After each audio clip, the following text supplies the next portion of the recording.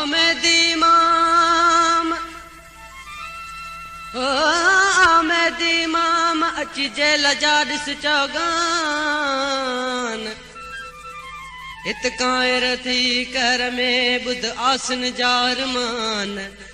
माने आ मसाफ़ जी पीठल तूतड़न जातान दिला सोरगो दाल जो पानी मिसल पैमान अंधी अस्पताल में न की दवा की दरमान खाए हक के दिन जो थिया बेहद ही बेमान कूड़ा रोबराऊं कयूं कारा अचन कान अली गुल चवे सांगी अचे ॾिस ही मुसलमान इहे जेली सब जवान कढ तूं ॿाहिर बाज सां कैसे ताए जुल्म थींदो जुल्म जे सरकार में कदी अजी फरियाद मौला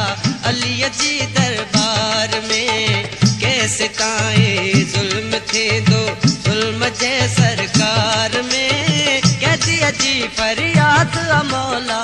अली जी दरबार में कैसे ताए जुल्म थींदो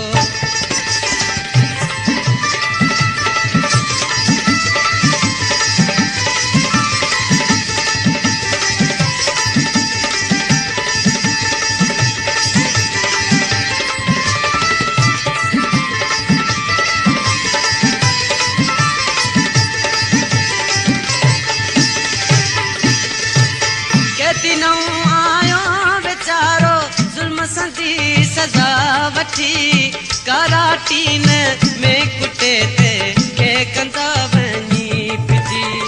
के दिनों आयो बेचारो जुल्म संदी सजा वठी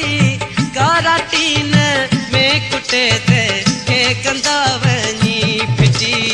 रास्ता पाटी थी पुकारे मट खण नंबर मार में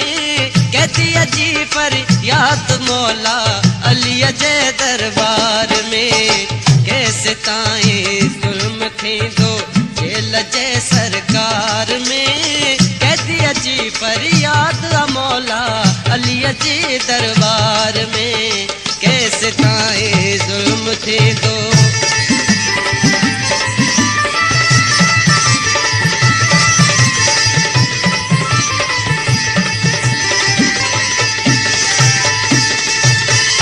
जनब काटन पिया के मौत जहन वात में पहले नंबर वार्ड बंद में से बहन सकरात में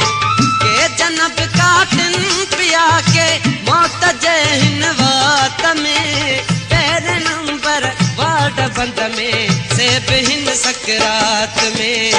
कारे चक्कर में बियो नंबर चरण जे जूंकार में कहती अजी फरियाद मौला अली जे दरबार में कैसे ताए जुल्म थींदो जेल जे सरकार में कहती अजी फरियाद मौला अली जे दरबार में कैसे ताए जुल्म थींदो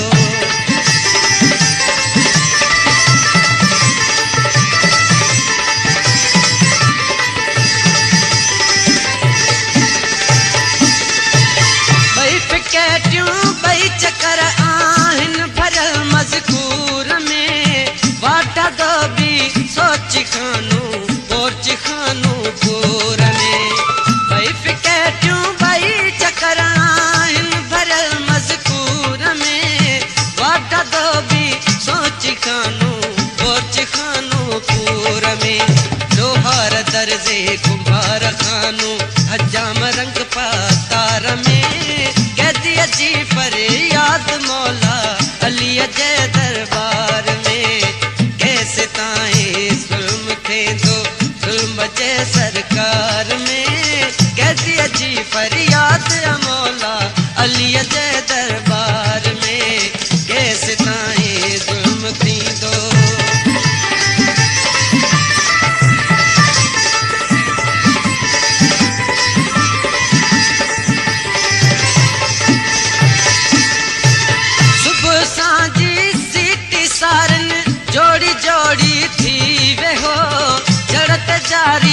झड़ती जा रे सखर सेंट्रल थई हो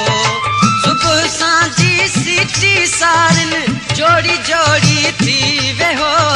झड़ती जारी गणती जारी सखर सेंट्रल थई हो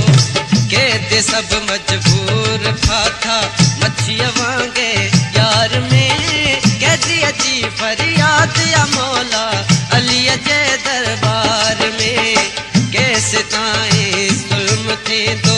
जेल जे सरकार में कहती अजी फरियाद या मौला अली जे दरबार में कैसे ताए जुल्म थे दो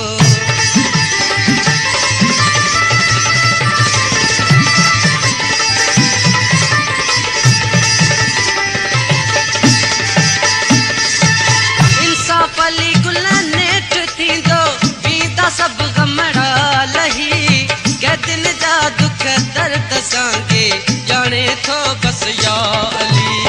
इंसाफ अली गुला नेठ थी दो बीता सब गमड़ा लही के दिन जा दुख दर्द सांगे जाने थो बस या अली